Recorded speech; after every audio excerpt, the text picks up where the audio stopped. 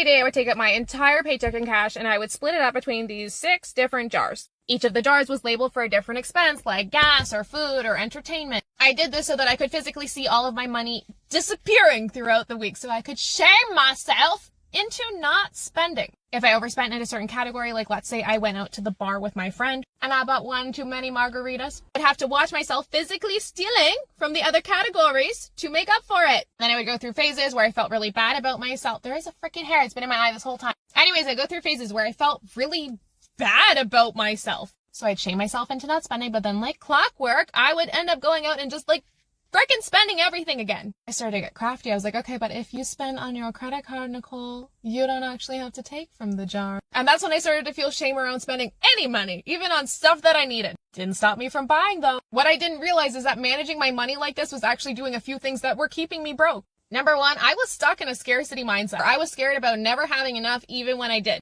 This kind of mindset has been studied and shown to have the same effects on your brain, okay, as actually living in poverty, as alcoholism, as not sleeping for an entire evening. It prevents you from thinking about the future and making good decisions for the future because you are so concerned about today. An example of this is when I had enough money in my savings account to pay off my credit card. My credit card's at 19% interest, but I was too scared to see the money leave my account, so I kept paying 19% interest while I was literally making pennies on my savings account, like I was just losing money. The second way is that I was trying to shame myself into being better with money, but shame and blame and restriction, like those are never conducive to change and they're not conducive to building wealth. I can promise you that. On some level, I kept self-sabotaging because being bad with money felt familiar. I realized I kept getting in my own way of success because I was still getting something out of it. Now, I turned it all around, became a millionaire at 30, but it wasn't until I dropped my budget and learned about my money babe persona. This is like the internal program running in the background of your mind, making all your decisions for you for good or for bad. For me, it was for bad. Once I learned that I was a budget roller coaster,